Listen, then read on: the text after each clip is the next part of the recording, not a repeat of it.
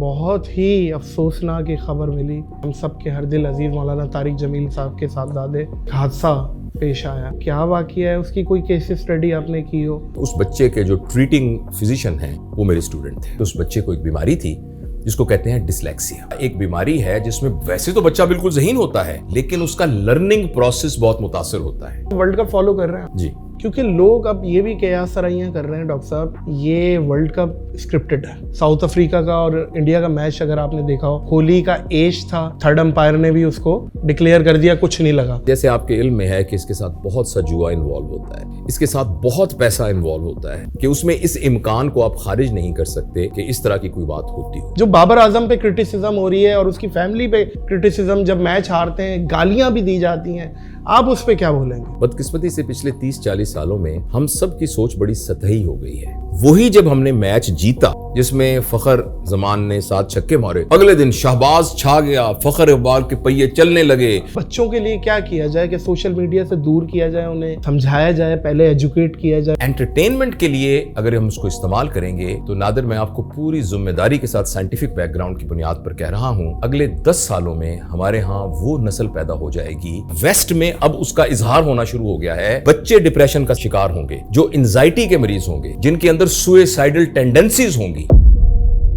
اسلامیہ university کا ذکر ہوا, اس کا اسکینڈل کے حوالے سے کیا کہتے ہیں؟ کیونکہ ایک تاثر یہ بن گیا ہے کہ اسلامیہ یونیورسٹی اوہو یہ چیزیں ہو رہی ہیں. یہ بات بالکل درست ہے کہ وہاں ایک ایسا واقعہ ہوا اور ایسے واقعات تواتر کے ساتھ ہوئے جو نہیں ہونے چاہیے.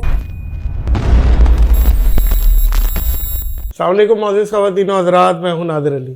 موٹیویٹ کرنے میں نہیں ملتی ان کی کوئی مثال. پوڈ کاسٹ پہ آئے ہیں پروفیسر ڈاکٹر جاوید اقبال. بہت بہت شکریہ نادر.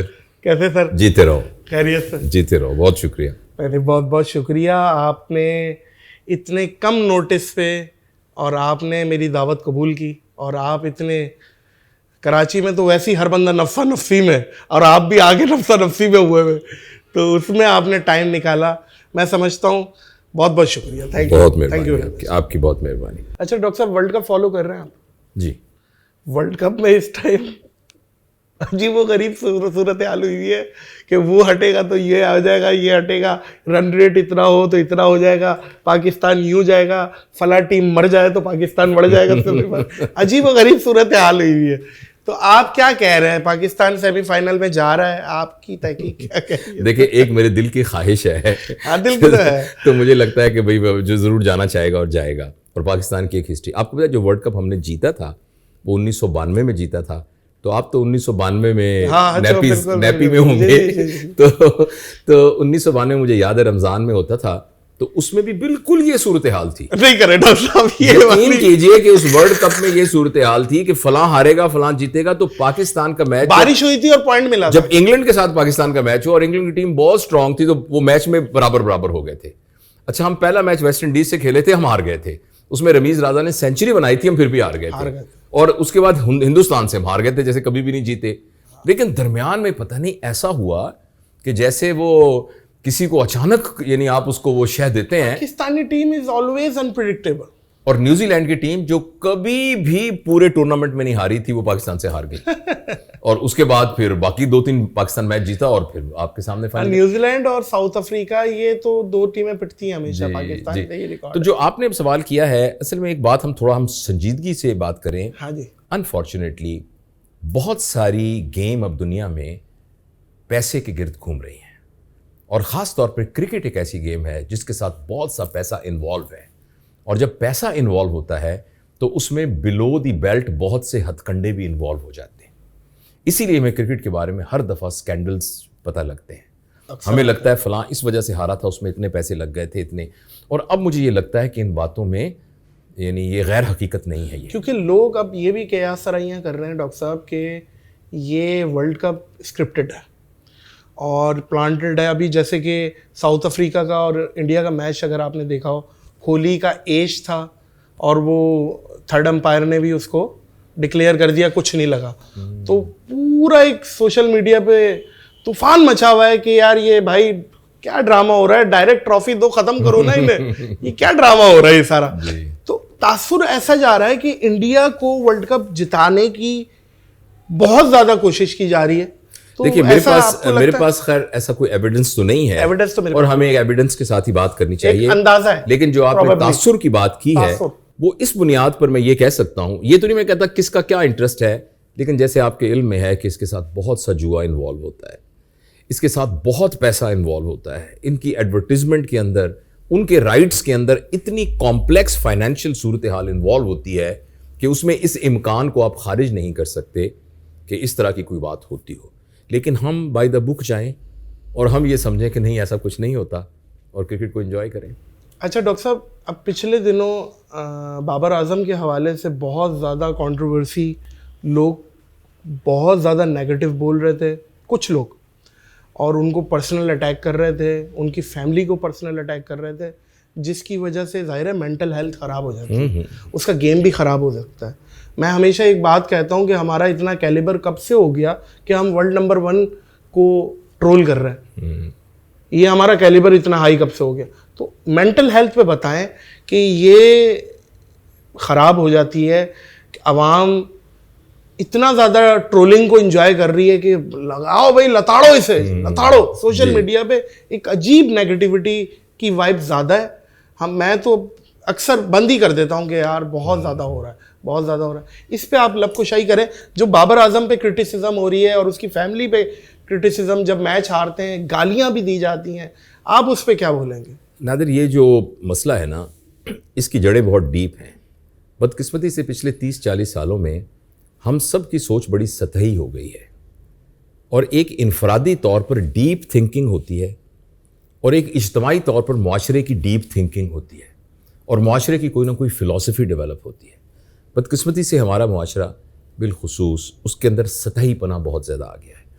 وہی جب ہم نے میچ جیتا جس میں فخر زمان نے 7 چھکے مارے, اگلے دن شہباز چھا گیا, فخر اقبال کے پہیے چلنے لگے, فلاں کی بارش برسنے لگی, تو وہ بالکل ہی ایک سطحی قسم کی بات ہے جو کہ لاجک اور بیس نہیں کرتی. عجیب سی بات ہے. حالانکہ ڈاکٹر صاحب پلیئر کو تب سپورٹ کرنا چاہیے جب وہ ہارا ہے.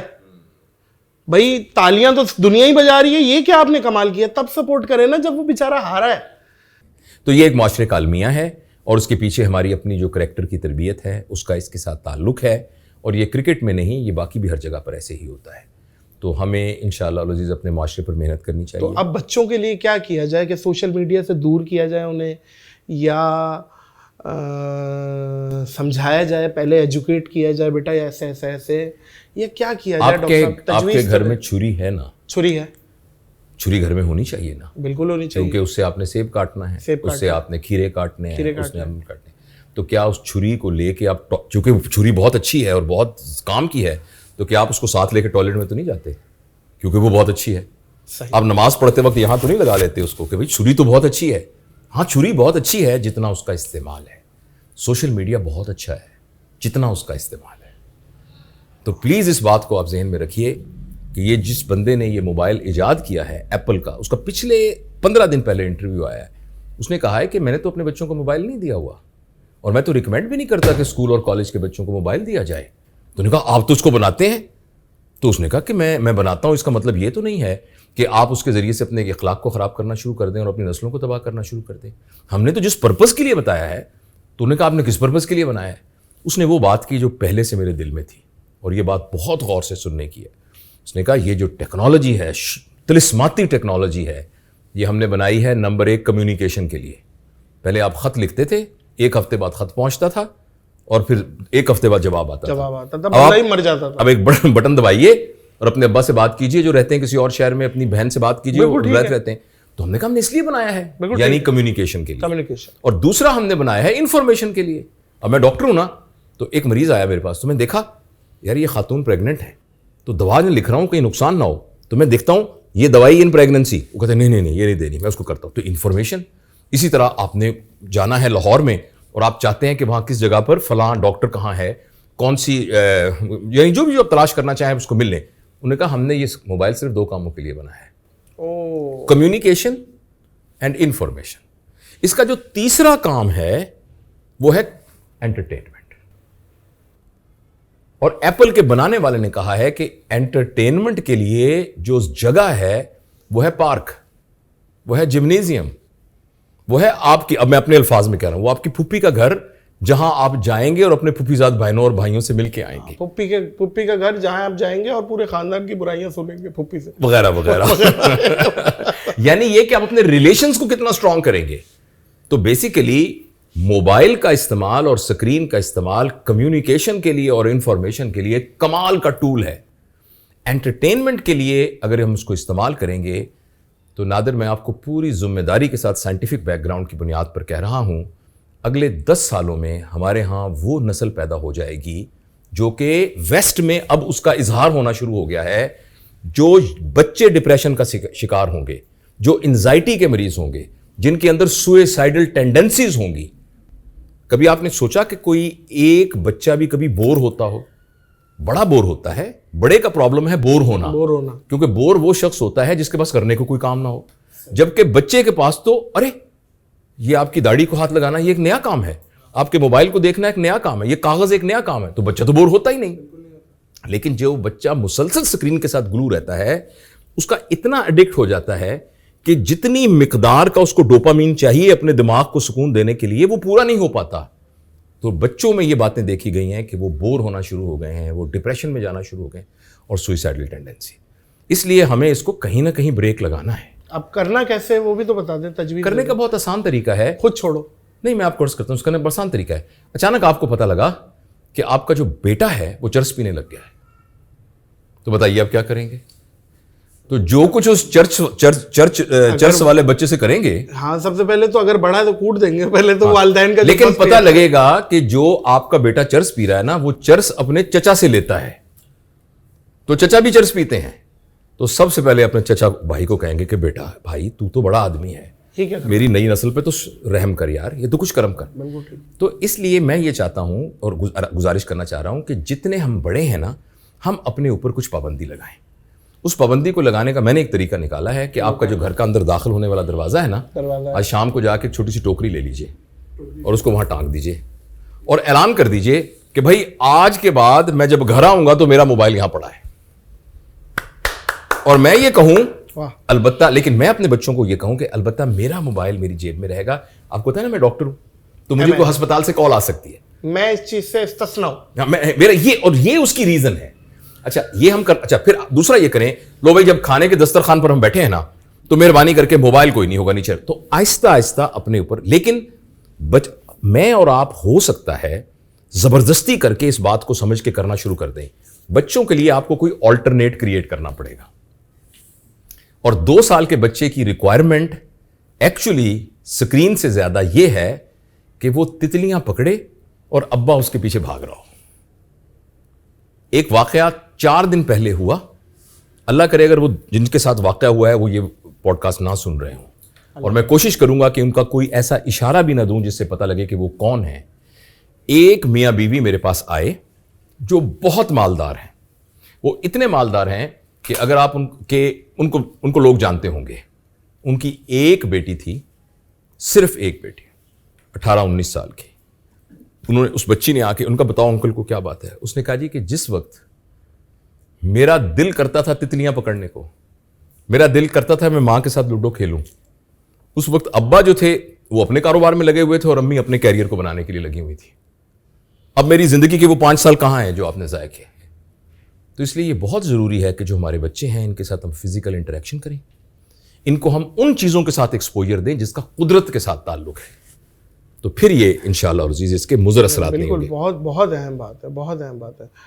ابھی ڈاکٹر صاحب پچھلے دنوں بہت ہی افسوسناک ایک خبر ملی ہمارے آپ کے ہم سب کے ہر دل عزیز مولانا طارق جمیل صاحب کے صاحبزادے, انہوں نے ایک حادثہ پیش آیا, اس پہ بھی لب کشائی کریں کہ وہ کیا واقعہ ہے, اس کی کوئی کیس اسٹڈی آپ نے کی ہو اور آگے کیسے بچا جائے؟ جی بہت نادر, میں آپ کا بہت شکر گزار ہوں. ماحول میں بھی اتنا ڈپریشن اور اتنے معاملات اور یہ ساری چیزیں وہ کیا ہیں؟ کیونکہ ذاتی طور پہ میں مولانا سے بہت دفعہ نشست لگی ہیں, گھر میں بھی گیا ہوں اور یہاں بھی آئے, یہاں بھی ملاقات, میری اس بچے سے ملاقات نہیں ہوئی تھی, وہ شاید ریزرو رہتا تھا.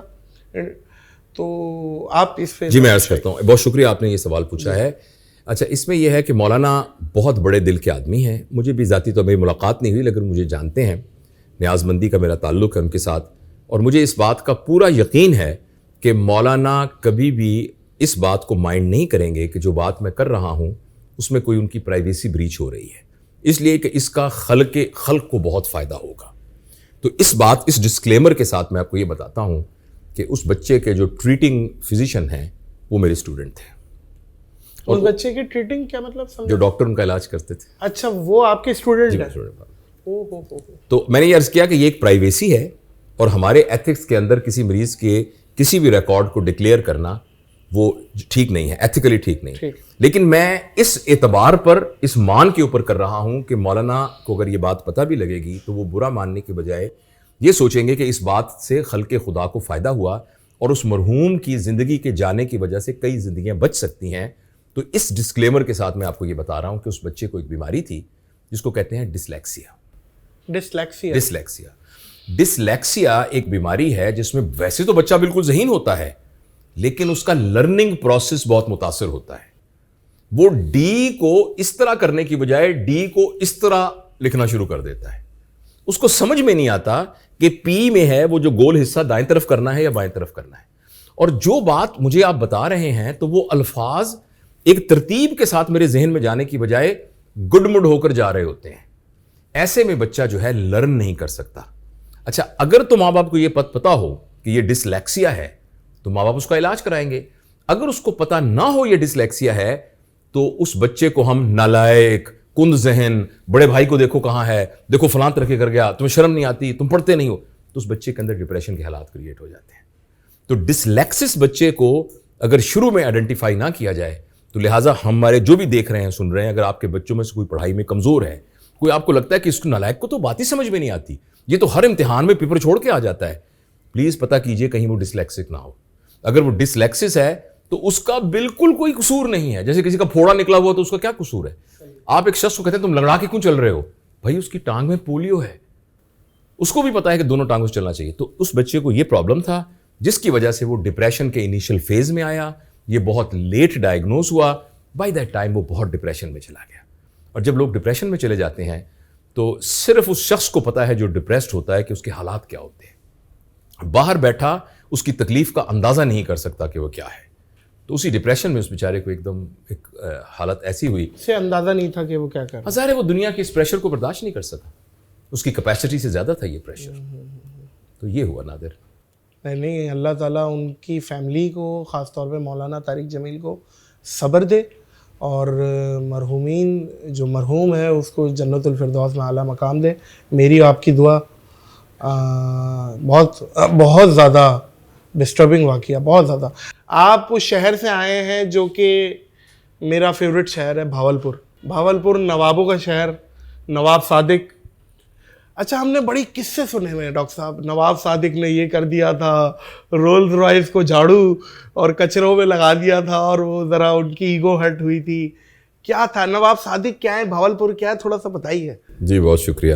جب ہم نواب کا ذکر کرتے ہیں تو ہمارے ذہن میں آتا ہے کہ ایک ایسا شخص ہوگا کہ جو اس کا دل چاہے وہ کرتا ہوگا اور وہ عیش اور ناز و نعم میں زندگی گزارتا ہوگا۔ ایسے ہی ہے۔ لیکن بہاولپور کے جو نواب تھے، خاص طور پر نواب صادق، وہ بہت ایجوکیشن لوننگ پرسن تھے۔ آپ کے شاید علم میں ہو کہ ان کی ایک اہلیہ جو تھیں وہ برطانیہ سے تھیں، اور وہ جو ملکہ کے خاندان میں تھیں۔ اب بھی جب اس خاندان کے لوگ برطانیہ جاتے ہیں تو وہ بکنگم پیلس میں ٹھہرتے ہیں، اس لیے کہ ان کے ساتھ ان کی ایک رشتہ داری ہے۔ تو نواب صاحب یا سرائکی بول سکتے تھے یا انگریزی بول سکتے تھے، اور وہ تعلیم کے ساتھ ان کا بہت شغف تھا۔ آپ نے اسلامیہ یونیورسٹی بہاولپور کو دیکھا ہے نا؟ جی جی۔ یہ انہوں نے ایک مدرسہ شروع کیا تھا جو کہ مدرسۃ الاسلام تھا۔ اچھا، یہ مدرسے کی بنیاد تھی اس کی؟ اور اس کے اندر جو علم تھا اس کا یہ عالم تھا کہ انہوں نے کہا کہ بتائیے دنیا میں سب سے بڑا اسلام کا عالم کون ہے؟ تو پتہ لگا کہ ڈاکٹر حمید الدین صاحب ہیں جو فرانس میں ہیں۔ تو انہوں نے ان کو فرانس سے بلایا اور یہاں آ کر انہوں نے لیکچرز دیے، اور وہ کتاب جو ہے خطبات بہاولپور کے نام سے پوری دنیا میں بے شمار زبانوں میں ترجمہ ہوئی۔ اگر آپ سے کوئی غیر مسلم پوچھے کہ مجھے بتائیے اسلام کیا ہے، آپ اس کو خطبات بہاولپور کی کتاب دے دیجئے تو وہ پورا احاطہ کیا ہوا ہے۔ تو ان کو بہت شوق تھا علم کا، لہٰذا انہوں نے ایچ ایس این کالج کی طرح کا صادق پبلک اسکول بنایا. صادق ایجرٹن, دیکھیں اب جتنے بھی یہ نام ہیں ان میں سے ایک نام صادق صاحب کا ہے یا بہاول ان کے دادا کا ہے, اور ایک نام کسی انگریز کا ہے. صادق ایجرٹن وہ ایک تعلیمی ماہر تھے باہر کے.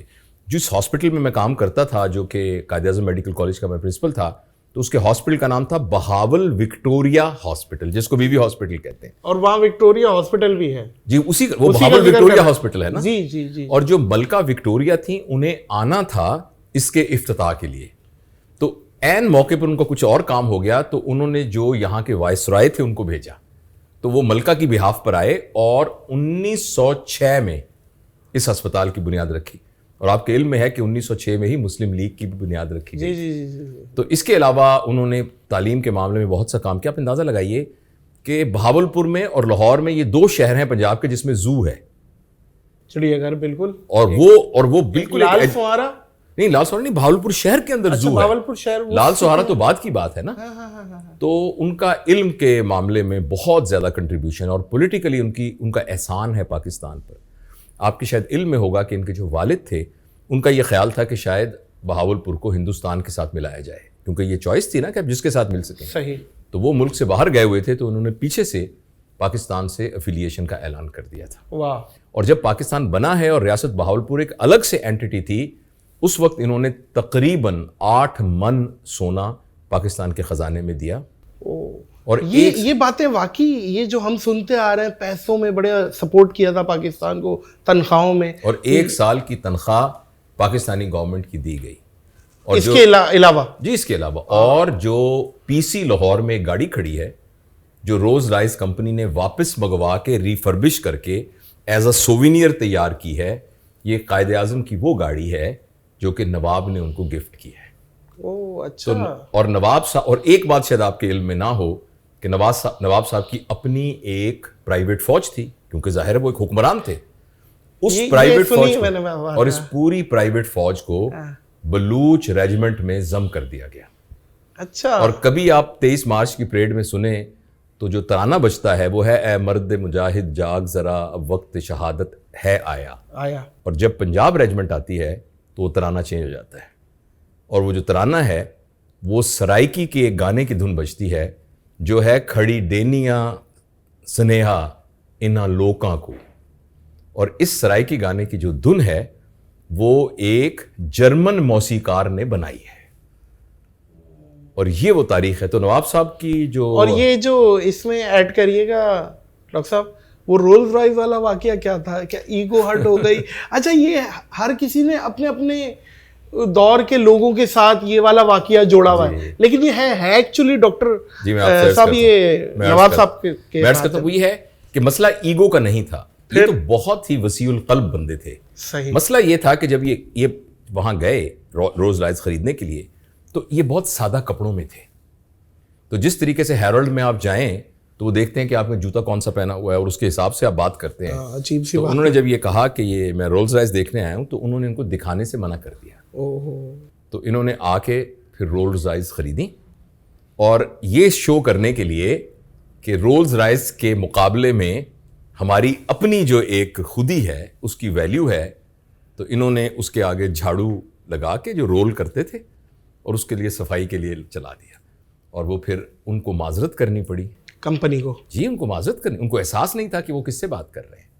آپ کو پتا ہے کہ جو فوارہ چوک ہے جس کا نام ختم النبوت چوک ہے بہاولپور, اس میں جو فوارہ لگا ہوا ہے بالکل اسی کا ریپلیکا بیکنگم پیلس میں بھی لگا ہوا ہے. یہ فوارہ اسی فارم کے اندر پتہ نہیں سمندری جہاز کے ذریعے سے یہ بہاولپور کو گفٹ کیا تھا ملکہ نے. تو یہ ایک لمبی سٹوری ہے جو کہ بہاولپور کی تاریخ کے بارے میں. کیا بات ہے جی, واہ واہ واہ واہ. ایک تو میرا گھر بھی ہے, آپ کو پتہ ہے. جی جی بالکل. وہاں پہ مجھے ویسے ہی بہت اچھا لگتا ہے, جب بھی مجھے مینٹل ہیلتھ چاہیے ہوتی ہے میں بہاولپور چلے اب آپ کے 2 گھر ہیں, آپ ہمارے یہاں بھی رہ سکتے ہیں. انشاءاللہ انشاءاللہ. اچھا, اسلامیہ یونیورسٹی کا ذکر ہوا, ابھی کچھ دنوں پہلے بہت زیادہ اس پہ بات ہوئی ہے, نیوز بھی بہت چلی ہے, یقیناً آپ نے بھی بات کی ہوگی.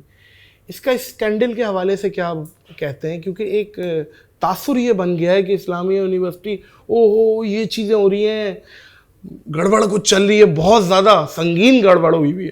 کیا کہیں گے معاملات اس کے حوالے سے؟ دیکھیے نادر، آپ کا تعلق ہے وہ یہ سوشل میڈیا سے ہے اور انٹرٹینمنٹ کے ساتھ ہے بنیادی طور پر. آپ سنجیدہ کام بھی بہت کرتے ہیں. تو ہمارے ہاں لوگوں کو چٹپٹی باتیں اور جو ایک دم فلاوری قسم کی چٹکلیں ہیں اس کا سننے کو بہت شوق ہوتا ہے. تو یہ بات بالکل درست ہے کہ وہاں ایک ایسا واقعہ ہوا اور ایسے واقعات تواتر کے ساتھ ہوئے جو نہیں ہونے چاہیے تھے. نہیں ہونے چاہیے. لیکن ہمیں یہ یاد رکھنا چاہیے کہ یہ ایک ایسی یونیورسٹی ہے جس میں 77,000 اسٹوڈنٹ ہیں, 77,000 اسٹوڈنٹس, جس کی فیکلٹی ہزاروں میں ہے. ان کی ایک فیکلٹی ٹریننگ, میں یونیورسٹی کے جو سینڈیکیٹ ہے, جو ان کی سینٹ کی کمیٹی ہے, میں بھی اس کا ممبر بھی ہوں. صحیح. اور ایک دفعہ مجھے انہوں نے ایک ورک شاپ کے لیے بلایا, تو وہاں کا آڈیٹوریم جو پاکستان کے بڑے آڈیٹوریم میں سے ہیں, صرف ان کے جب ٹیچر بیٹھے تو وہ پورا ہال کھچا کھچ بھر گیا تھا. نہیں کرے. تو اتنی زیادہ ان کی فیکلٹی ہے. ایسے میں کچھ لوگ ایسے ہوں گے جو اچھے لوگ نہیں ہوں گے, گندا انڈا کچھ ایسے ہوں گے, اور اس طرح سے کچھ لوگ ایسے تھے جو اچھی عادات کے نہیں تھے. چونکہ بہت سی لڑکیاں وہاں پڑھتی ہیں تو اس میں کچھ نازیبا باتیں ہوئیں. لیکن یہ بات بالکل غلط ہے کہ وہ کوئی خدا نخواستہ فحاشی کا اڈا یا اس طرح کی کوئی بات نہیں. بالکل ٹھیک ہے, بالکل ٹھیک ہے. لیکن یہ تاثر میڈیا میں اب کیا بولا جائے, تصویر کا دوسرا رخ آپ نے ایک دم زیرو سے ملٹیپلائی کر دینا, یہ مناسب نہیں ہوتا. یہ بالکل صحیح ہے, اور میں سیکنڈ کروں گا آپ کی اس بات کو, کیونکہ میں بھی وہاں جا چکا ہوں اور ان کے وی سی صاحب اکثر بہت محبت کرتے تھے, جو سابقہ وی سی صاحب تھے, اور میں اکثر ٹھہرتا تھا ان کے گیسٹ ہاؤسز میں. تو وہاں ماحول بہت اچھا لگا مجھے. میرے لیے بھی ایک سرپرائزنگ تھا کہ یار یہ تو ایسا انہوں نے, اللہ نام معاف کرے, کوئی کوٹھا بنا کے پیش کر دیا کہ کوٹھا ہے. تو ایسا نہیں ہے, بات سچی کرنی چاہیے. لیکن ایسے چیزوں کو انویسٹیگیٹ کرنا چاہیے. تو پھر کیا گیا, اور پھر کیا گیا, اور ایک بہت سینئر جج آئے, وہ 1 ہفتہ وہاں رہے, اور انہوں نے 1 ہفتے میں پوری ایک رپورٹ تیار کی. تو اس سلسلے میں اگر کوئی شخص کچھ اور معلومات حاصل کرنا چاہتا ہے تو وہ رپورٹ ہے, وہ پبلک ہے, جس میں سارے فیکٹس بتائے گئے. موٹیویشنل اسپیکر کسی حد تک آپ, ظاہر ہے آپ موٹیویٹ بھی کرتے ہیں. آپ کا فیوریٹ کوئی موٹیویشنل اسپیکر انڈیا سے, پاکستان سے؟ نادر, پہلے تو میں آپ کو یہ بتانا چاہتا ہوں کہ میں نے کبھی بھی اپنے آپ کو نا موٹیویشنل اسپیکر نہیں کہا, آئیڈینٹیفائی نہیں کیا. اچھا, یہ ایک اصطلاح بن گئی. اس کی ریزن کیا ہے؟ وہ کیا ہے؟ آپ کہیں کہ بھئی یہاں سے ٹھنڈی برف ملتی ہے, تو آپ کو یہ کیسا لگے گا؟ نہیں, عجیب سی بات ہے, برف تو ہوتی ٹھنڈی. تو جو سپیکنگ ہے وہ تو ہوتی موٹیویشنل چاہیے. میرا مطلب میں آپ سے بات کر رہا ہوں اور اس بات کا کوئی اثر نہیں ہو رہا, تو اس بات کرنے کا فائدہ کیا تھا؟ تو موٹیویشنل سپیکر کا مطلب یہ ہوا کہ کوئی نان موٹیویشنل سپیکنگ بھی ہوتی ہے. تو ٹھنڈی برف کون لیتا ہے بھیا؟ گرم یا نا, گرم چائے کہاں لکھا ہوا ہوتا ہے؟ تو میں یہ سمجھتا ہوں. پھر میں کیا ہوں؟ میں ایک ٹیچنگ کے آرٹ کا اسٹوڈنٹ ہوں, اور دوسرا میں نے ایک زندگی گزاری ہے, میری عمر 62 سال ہے. اس زندگی میں مجھے وہ تجربات ہوئے جو اس دنیا میں رہنے والے کسی شخص کو ویسے نہیں ہوئے. آپ کو جو زندگی میں تجربات ہوئے پوری دنیا میں سے کسی کے نہیں ہوئے. میرا یہ فرض ہے کہ میں جاتا ہوا اپنے ان تجربات کو لوگوں کو دے کے جاؤں. یہ میرا رول ہے. واہ.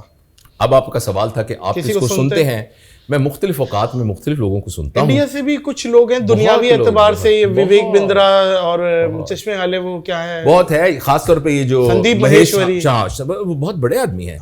تو میں مختلف اوقات میں مختلف لوگوں کو سنتا ہوں. آج کل احمد جاوید صاحب ہیں, پتہ نہیں آپ نے ان کے ساتھ ایک پوڈکاسٹ کیا ہو, جو لاہور میں ہیں, اور وہ پاکستان کے شاہ لوگوں میں, شاہ دماغ لوگوں میں سے ایک ہیں. کیا کہنا ہے. اور احمد جاوید صاحب وہ ہیں کہ جن کے آپ قریب بیٹھیں اور وہ بولیں بھی نہیں تو ان کا علم جو ہے وہ آپ کو ٹرانسفر ہو رہا ہوتا ہے.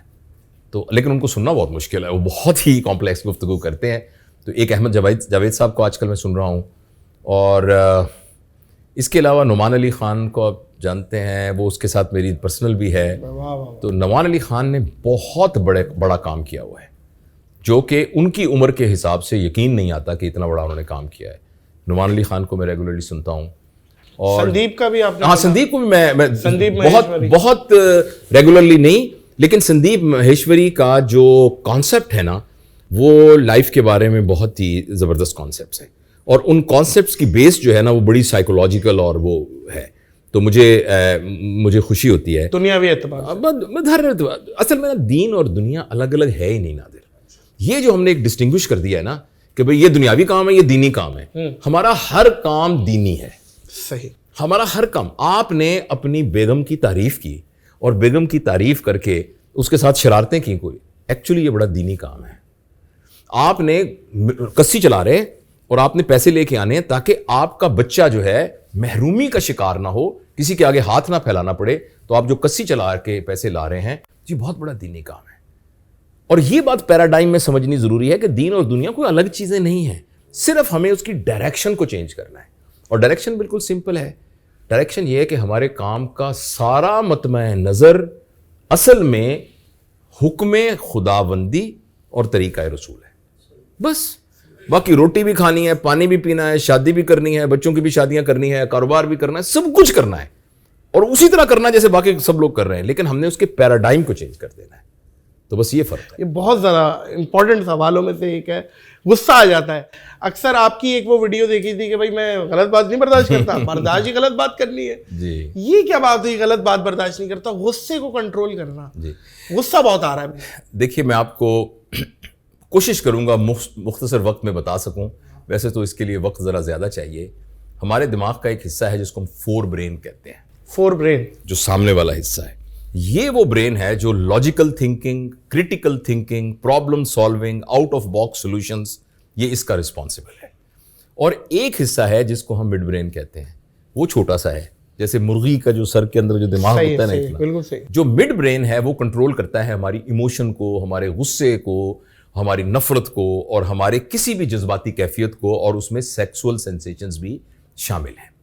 اچھا ایسا ہوتا ہے کہ یہ دونوں سسٹم جو ہیں یہ آپس میں سنکرنس ہو کر کام کرتے ہیں, اس طرح کہ 90% کنٹریبیوشن اوپر والے حصے کی ہوتی ہے اور 10% کنٹریبیوشن مڈ برین کی ہوتی ہے. آپ مجھ سے کوئی بات کی آپ نے جو بڑی محبت, جیسے آپ نے آتے ہی ہمیں ایک دم اٹھ کے کھڑے ہوئے, آپ نے گلے لگے, آپ نے کہا السلام علیکم فلانا, تو اس میں 90% آپ کی لاجک تھی, 10% آپ کا ایموشنل ری ایکشن تھا. آپ کو مجھ سے ایک تعلق ہے, ایک محبت ہے, میں آیا ہوں, آپ نے میرا استقبال کیا. اگر یہ ریشو 90 اور 10 کی ہو تو آدمی خوشی میں خوش ہوگا, غم میں غمزدہ ہوگا, پریشانی میں پریشان ہوگا, مگر اس کو لاجیکلی انالیسس کرے گا. لیکن اگر یہ 10% والا حصہ بڑھ جائے, جس کو ہم امیگڈلا ہائی جیکنگ کہتے ہیں, سوری ٹیکنیکل ٹرم میں عام لوگوں کو مناسب نہ ہو, اس میں وہ حصہ بڑا ہو جاتا ہے. اس میں جب بھی ہمیں کوئی ڈیٹا ملتا ہے تو ہم اس ڈیٹا کو لاجیکل پرسیو کرنے کی بجائے ایموشنلی پرسیو کرنا شروع کر دیتے ہیں. اچھا اب اس بات کو میں اور بھی آسان کر کے بتاتا ہوں. وہ یہ ہے کہ جب ہمارے پاس کوئی ڈیٹا آتا ہے تو جو بنا ہوا دماغ ہے وہ یہ جاننے کی کوشش کرتا ہے کہ ان الفاظ کا مفہوم کیا ہے, اور جو بنا ہوا مزاج نہیں ہے وہ الفاظ کو پکڑتا ہے. مثلا نادر میں تمہاری ٹانگیں توڑ دوں گا. اچھا اب کہیں وہ ہمارے گھر آئے, ہم نے ان کی عزت کی, انہوں نے کہا میں تمہاری ٹانگیں توڑ دوں گا, حالانکہ آپ کو پتا ہے کہ میں نے آپ کی ٹانگیں نہیں توڑنی, اور میں نے کسی کی توڑی بھی نہیں آج تک, اور میں توڑ سکتا بھی نہیں ہوں, لیکن آپ اس بات کو دل میں لے جائیں گے. لیکن اگر آپ کا ذہن بنا ہوا ہے نا, اور آپ ایموشنلی انٹیلیجنٹ ہے, آپ کہیں گے یار مجھ سے دگنی عمر کے تھے, ہمارے گھر آئے, انہوں نے آ کے کہا میں تمہاری ٹانگیں توڑ دوں گا, آخر ایسی کیا بات ہو گئی کہ ان کو اتنا انہوں نے یہ کہنا پڑ گیا, میں پتا تو کروں کہ کیا بات ہے.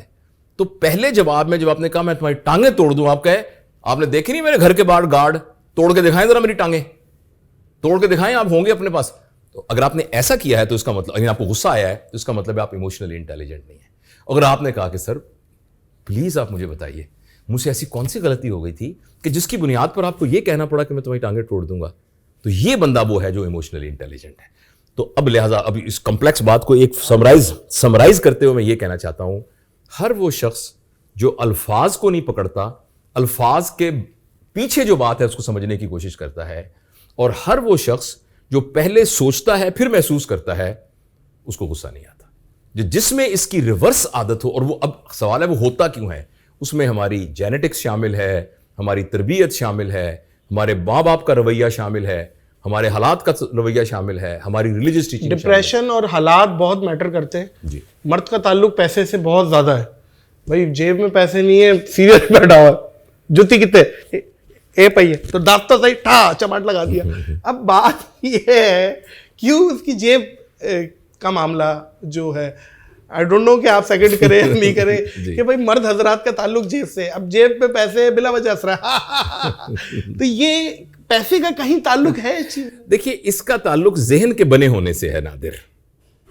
جو پیسہ ہے, کوئی بھی چیز جو نعمت ہے نا, وہ کسی کے اندر عاجزی بھی پیدا کر سکتی ہے اور کسی کے اندر عجیب قسم کا غرور بھی پیدا کر سکتی ہے. پیسہ کوئی بھی چیز, صحیح.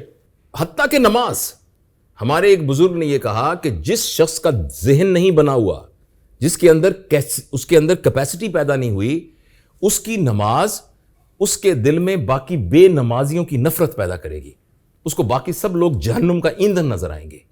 اور جس کا دماغ بنا ہوا ہے, جو تربیت یافتہ ہے, اس کی نماز باقی بے نمازیوں کے لیے اس کے دل میں شفقت اور محبت اور رحم کا جذبہ پیدا کرے گی.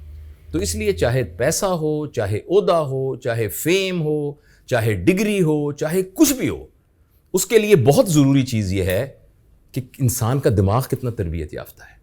تربیت یافتہ دماغ میں نعمت اس کو بڑھا دے گی اور غیر تربیت یافتہ دماغ کے اندر نعمت اس کو گھٹیا کر دے گی.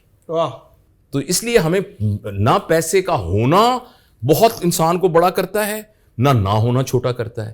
اسی طرح غریب ہونے سے کوئی چھوٹا نہیں ہوتا, غریب ہونے سے کوئی بڑا بھی نہیں ہوتا. یعنی اس کا یہ مطلب نہیں ہے کہ ہمیں پیسہ حاصل نہیں کرنا چاہیے, لیکن پیسہ ایک ذریعہ ہے. اصل مسئلہ پیسے کا ہونا نہیں ہے, اصل مسئلہ یہ کہ پیسے سے آپ نے کیا کیا. Money is not a problem is what you have done with the money. کیونکہ پیسہ ایک ذریعہ ہے, پیسہ پرپز نہیں ہے. اس کی مثال آج ہم نے جو ڈو انٹرنیشنل میں آج تھا سیمینار, میں نے ان سے یہ عرض کی کہ آپ کو دریا پار کرنا تھا, اب آپ کے پاس کشتی نہیں ہے, آپ نے درخت کاٹے, اس کے پھٹے بنائے, کیلیں ٹھوکی, کشتی بنا لی, کشتی پر بیٹھ کے دریا پار کر لیا. اب آپ کی زندگی کی سب سے قیمتی چیز کشتی تھی, آپ دریا پار کر کے کشتی آپ نے سر پہ رکھ لی. میں اس کشتی کو کیوں اتاروں, اسی کشتی نے تو مجھے دریا پار کرایا ہے, میں اس کو کیسے چھوڑ دوں. ارے بھائی, ایک وقت تھا جب کشتی کو پکڑنا تھا, ایک وقت ہے جب اس کو چھوڑنا ہے.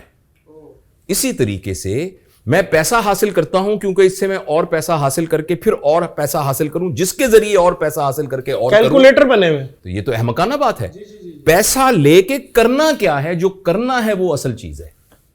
تو اس لیے جو آپ کی بات ہے وہ بہت ہی یعنی مزدار بات ہے ایک انٹرٹینمنٹ کے لیے, اور اچھا آپ نے ایک مزدار بات کی. محاورہ کہا جاتا ہے کامیاب زندگی گزارنے کے لیے دو چیزیں ہیں, جو یا تو پسند ہے اسے حاصل کرو, یا جو حاصل ہے اسے پسند کر لو. تو حاصل کو ہی پسند کرنا ہے. جی بالکل صحیح بات ہے, یہی ہے. کیونکہ معاشرے میں یہ ہے, اپنے دکھوں سے دکھی نہیں ہے, دوسرے کا سکھ دیکھ کے دکھی ہے. یہ بھی ایک چیز ہے ڈاکٹر صاحب کہ بھائی کسی اور کے پاس کوئی چیز آ گئی یار, یہ کیا ہوا ہے, پوری رات ڈپریشن میں, گاڑی کیسے لے لی بھائی اس نے. صحیح ہے, یہ چیز بھی ہے. آپ صحیح کہہ رہے ہیں.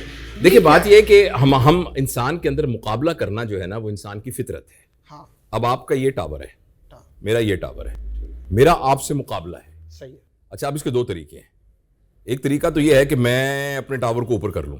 یہ بھائی میں کیسے کروں, میں نادر علی کیسے بنوں, میں کیسے بنوں, یا آپ جاوید اقبال کیسے بنے, یا کوئی دوسرا کیسے بنے, کیونکہ ہر ایک کی اپنی ایک کیپیسٹی ہے. لیکن ایک آسان طریقہ ہے کہ آپ کے ٹاور کو نہ توڑ دوں تاکہ دونوں برابر ہو جائیں. مقصد تو یہی تھا, یہاں پہ یہی ہو رہا ہے کہ برابر کرنا ہے. لیکن یہاں سمجھنے کی ایک بڑی اہم بات ہے, اور وہ بہت ضروری بات ہے, وہ یہ ہے ہم سب کا مقابلہ ہے, مگر ہم سب کا مقابلہ اپنے آپ سے ہے.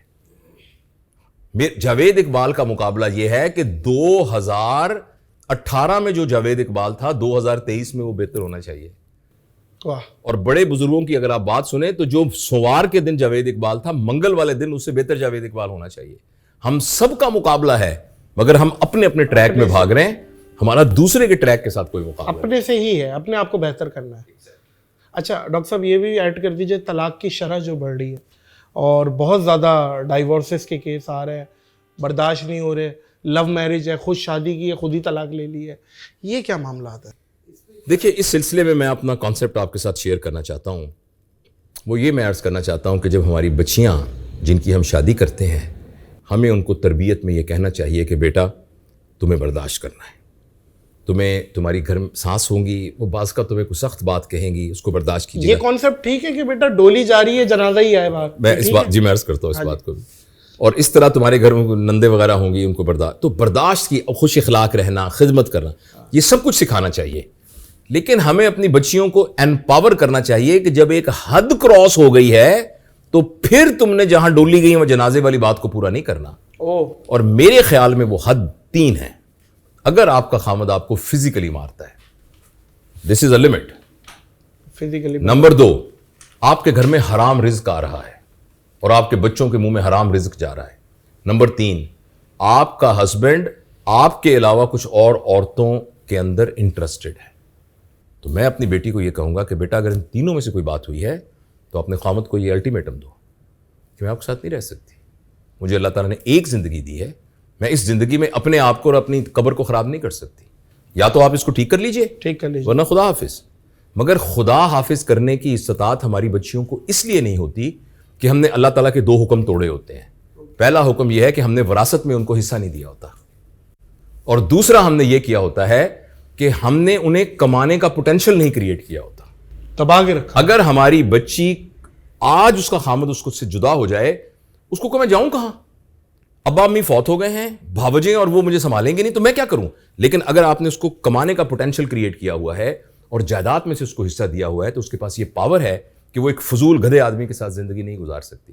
لہٰذا طلاق کا اگر انسیڈنس بڑھ رہا ہے، اس کی ایک ریزن یہ بھی ہے کہ اویئرنیس کریٹ ہو رہی ہے اور ہمیں پتہ چل رہا ہے اس لیے. اور دوسری البتہ وجہ یہی ہے کہ ہم نے اپنی بچیوں کی بھی تربیت نہیں کی ہوئی، ہمارے بچوں کی بھی تربیت نہیں کی ہوئی، اس لیے وہ شروع میں تو ایسے کرتے ہیں. اچھا میں نادر بہت ہی سنجیدہ باتیں کر رہا ہوں، اگر اجازت ہو تو میں ایک تھوڑی سی مزاحیہ بات آپ سے کر لوں اسی موضوع پر، جی. تاکہ آپ کے اس پوڈ کاسٹ کا نا مزاج نہ بہت سنجیدہ نہ ہو جائے. نہیں سنجیدہ کی بات ہی نہیں ہے، آپ آئے جیسا جہاں لے کے جائیں گے والے کی. تو میں یہ سوچ رہا تھا، مجھے احساس ہو رہا تھا اس بات کا کہ بھائی میں بہت ہی سنجیدہ گفتگو کر رہا ہوں. نہیں بہت ہم طلاق کی با مقصد گفتگو کر رہے ہیں. اچھا بیٹا، ہم طلاق کی بات کر رہے تھے نا، تو میں بریڈ فورڈ میں بیٹھا تھا، وہاں میں ایک ورک شاپ کے لیے، ایک ٹریننگ کے لیے گیا ہوا تھا. تو وہاں ایک صاحب کہنے لگے کہ ڈاکٹر صاحب یہاں جو دیسی لوگ ہیں نا، ان میں طلاقیں بڑی ہوتی ہیں.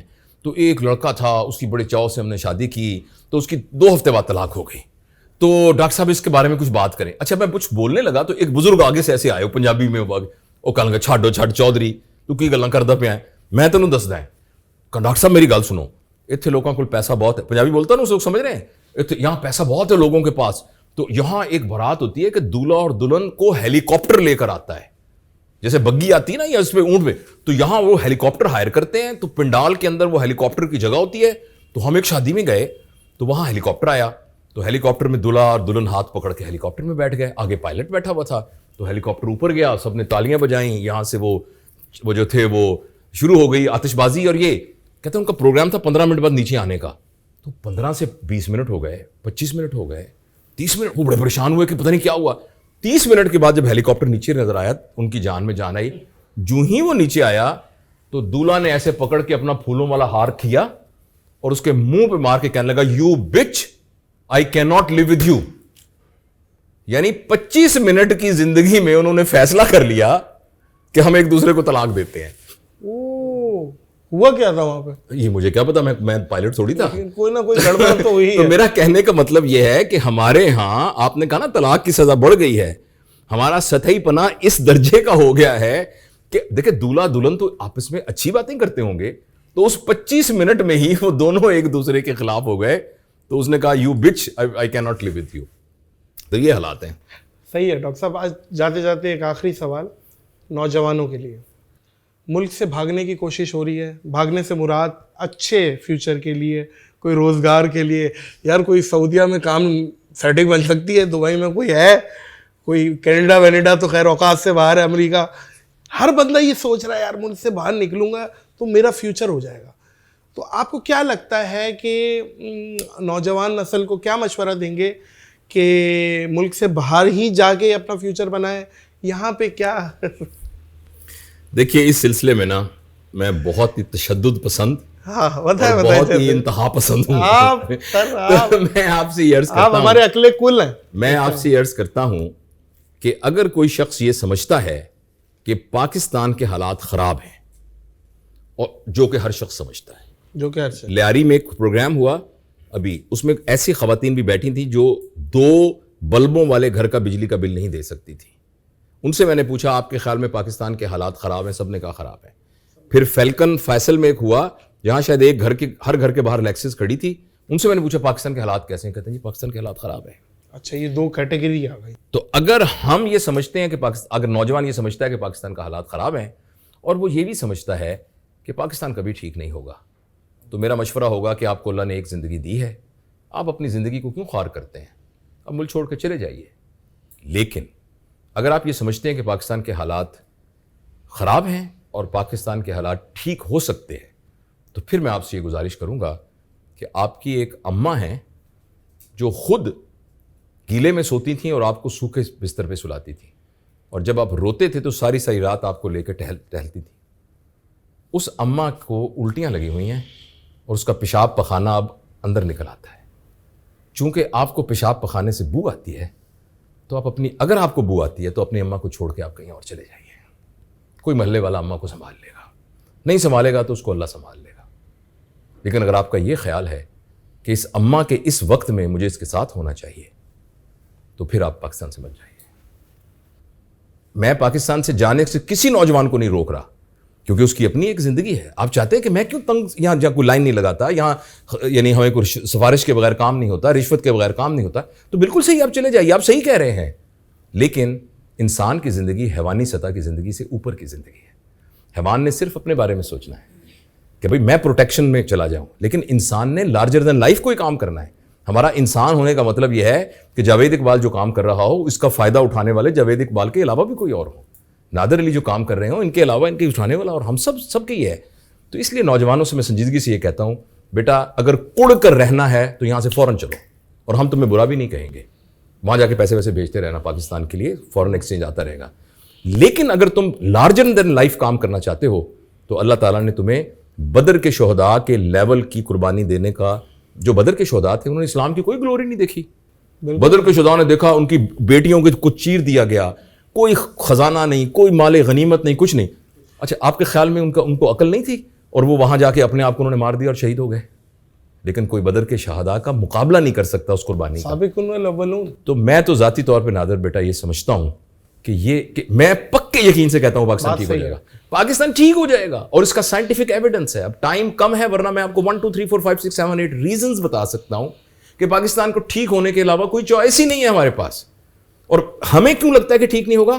کیونکہ ہمیں غلط فہمی ہے کہ پولیٹیکل سسٹم میں سے کوئی مسایہ آئے گا, ایک اچھا آدمی اوپر آئے گا, تو وہ چونکہ اچھا نہیں آ رہا تو ٹھیک نہیں ہو رہا.